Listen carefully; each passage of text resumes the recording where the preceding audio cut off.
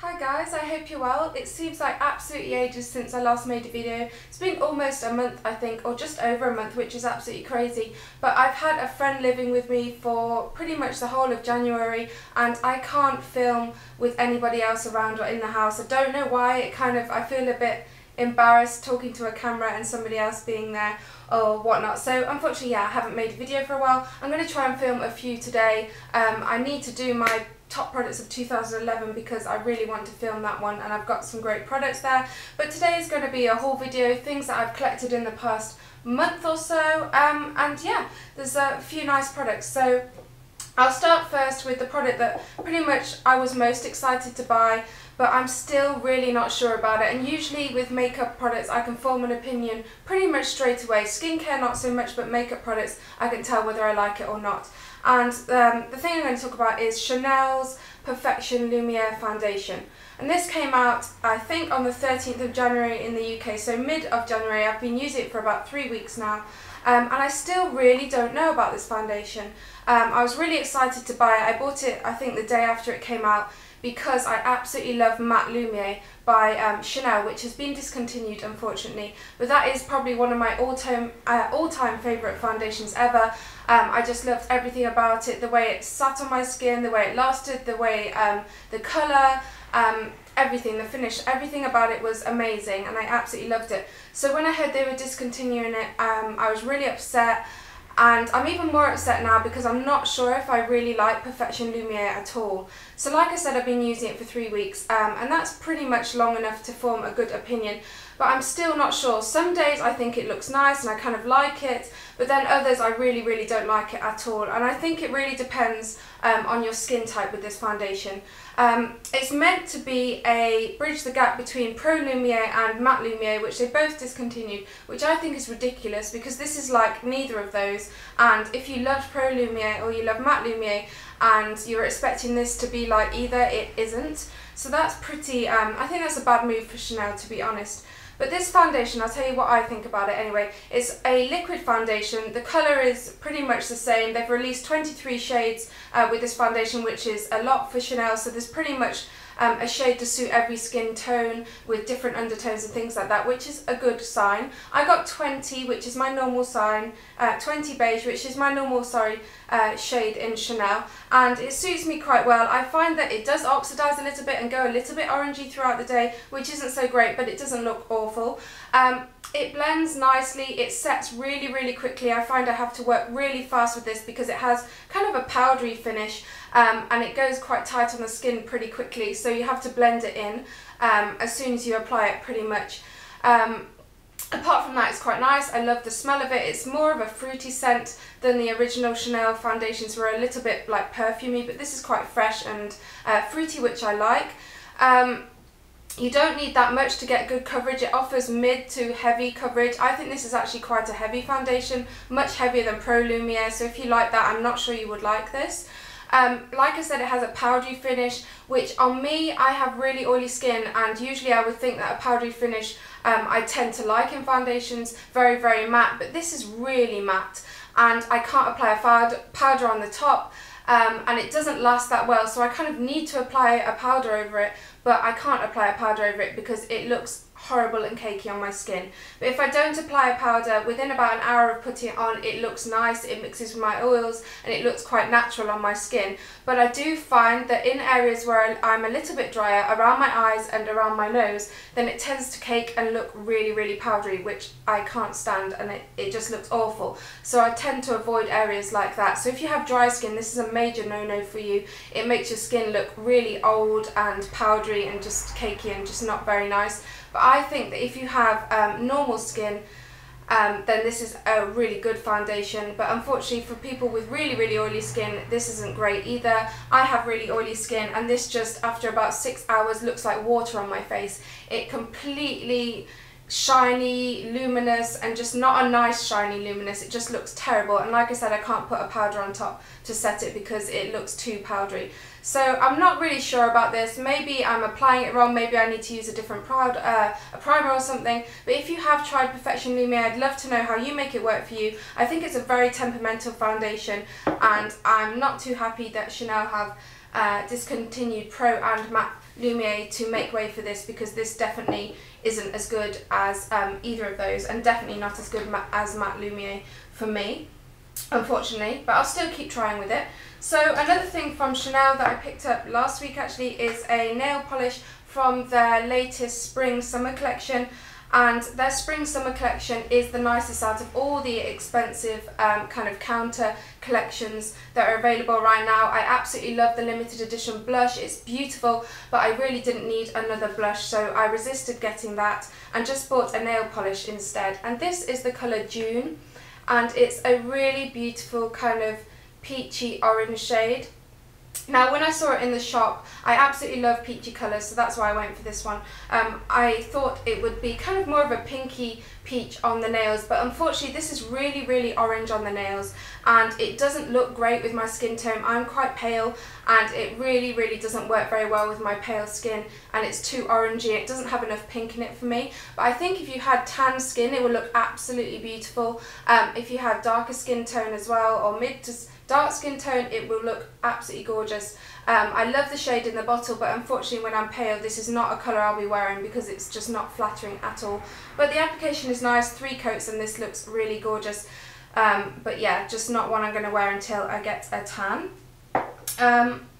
Another thing I've picked up from one of the higher end counters is a lipstick from Lancome Spring Collection, and this is called the Le French Touch Sensation lipstick, and this is the packaging it came in. As you can see, it's absolutely tiny, and I fell in love with this as soon as I saw it at the counter. I love the size of it, I love the packaging, and I'll just show you the packaging now.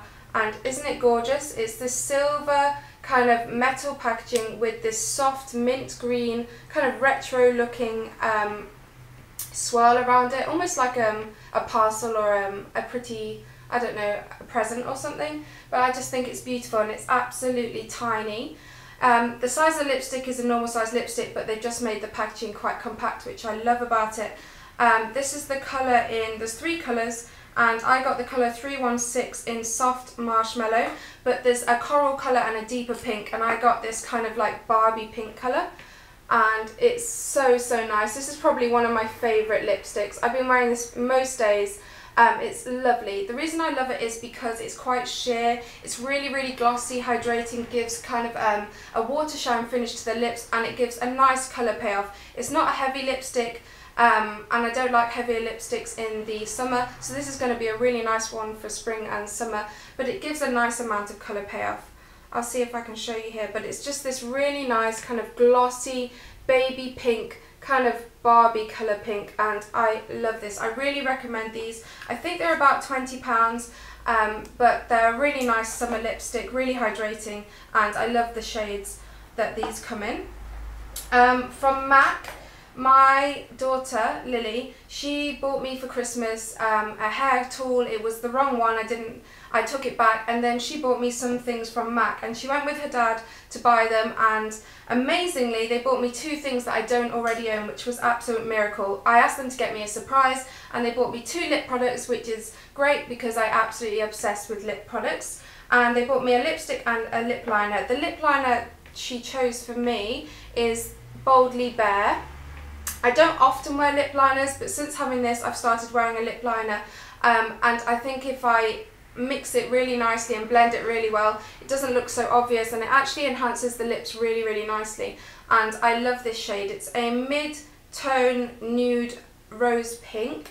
It's quite a deep colour, but when you apply it and kind of blend it with your fingers on your lips, or rub your lips together, it doesn't look so obvious, and it can just slightly enhance and shadow the lips a little bit. So I really like that. And then she picked me up a lipstick, and it's a cream sheen, which is great because I love cream sheen formulas. They're the softest of the MAC lipsticks. And she bought me the lipstick in Shy Girl.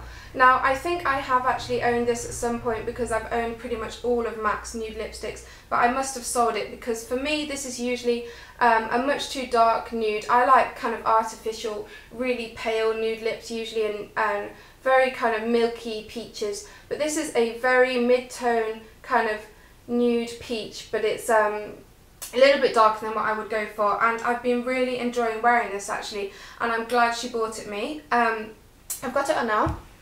if you can see, and it's just much more natural than the usual nudes I go for, and I think this would look really, really nice if you're scared of the very, very pale nudes or you have a darker skin tone. This is a nice peachy nude to try, and I'll swatch it here. But the formula is really, really nice and soft and moisturising, not drying at all like most lipsticks. Has good colour payoff. Skincare items that I picked up from Boots last week. It was 2 for £15 on all La Roche Posay, so if that's on now then and you like La Roche Posay, then it's definitely worth getting some, because on their own these are about £13 each, so you save a really good amount of money. And I picked up a backup of my Effaclar Astringent Lotion Micro Exfoliant, and I really, really like this. If you have normal to dry skin, do not go near this. This is very, very drying. This is really essential for people who have acne prone skin, or pore problems, blackheads and things like that, or you have really oily skin, then this is great for you. This is amazing on my skin, the best toner I've ever tried. Like I said, I have really acne prone and really oily skin, and I just use a really small of this amount of this morning and night on the areas where I get my acne and on my T-zone where I get my oil, and it really helps to control and block my pores and prevent acne. Love that. The other thing I picked up in that deal was the Effaclar Duo. I have tried pretty much every product I think from the Effaclar range, which is for oily and acne prone skin, and I'm really enjoying this moisturiser. I think I prefer it to the Effaclar K. This is a really nice, it says it's a corrective and unclogging anti-imperfection care. I bought it because it said it reduces acne scarring, it's a moisturiser, and it also unclogs the pore as well. So I really, really like this one, and I've been using it morning and night. I can definitely see a difference on my acne scarring. So if you have any acne scarring, then the Effaclar Duo is a really good one for that. A hair product I picked up was the Charles Worthington, I think, limited edition 25-year volume Big Bounce Spray. I had a press release email about this a few weeks ago, and I just love the sound of it straight away. I love the name Big Bounce. I always want bigger hair. I have quite straight and flat hair, so I was hoping that this would be everything that the Umberto Gianni Back Home in a Bottle wasn't, because I really didn't get on with that at all. And this is so much better. It's not amazing, but it's pretty good. I definitely recommend this if you want to add a little bit of thickness, a little bit of volume to your hair, but you don't want it to feel like there's a lot of product in your hair, because I hate putting products in my hair. I hate the feeling of them sitting in my hair. This to me reminds me a little bit of dry shampoo, but without the whiteness. So it kind of puffs up your hair. You can kind of feel it a tiny bit, but it's not a horrible feeling, but it just doesn't have that white kind of tint to it, so it doesn't do anything for roots or anything like that, but it refreshes and revitalizes your hair and adds volume. You can use it on wet hair to add volume before you dry it, and you can use it on dry hair, which I use it for during the day if you just want a little bit of oomph added to your hair. And last but not least, the last product I'm going to talk about is also a hair product, or a hair tool. I saw this in Boots when it was on offer, and recently I've been using my conical wand again. I haven't used it for about a year or so. I used to have quite long hair, probably about this length, and used to use it all the time, and then I cut my hair, and then while my hair's been growing and now it's long, I hadn't used it at all. And then I kind of found it in my box the other day. I have the Babyliss Pro, the pink one, which I absolutely love. I'll link my review down below, and I've also done a video with it as well, so I'll link that. But I love a conical one for getting kind of this effect. It's kind of not curly, but it's a wave, it adds volume, it adds texture to your hair. I think it's much more, it's kind of like a natural wave, more attractive than having poker straight hair, I think, and less formal than having, you know, proper curls. So I really like it. And I saw this one by Mark Hill on offer. I think it's like a third off, from £60 to £29, and almost a third off. And I really like the leopard print for a start, and the size of the barrel was a little bit bigger than my Babyliss one. And I find that sometimes my Babyliss one can make them quite tight, and I have to brush it out quite a lot. So I've always wanted one that's a little bit fatter, and because it was an offer, I thought I might as well try it. And I've been really loving this. If you're looking for a conical wand and you want one that's a little bit bigger, it's not lots bigger than the Babyliss Pro, but it is quite a lot bigger. I think it's 32 millimeters, the barrel width.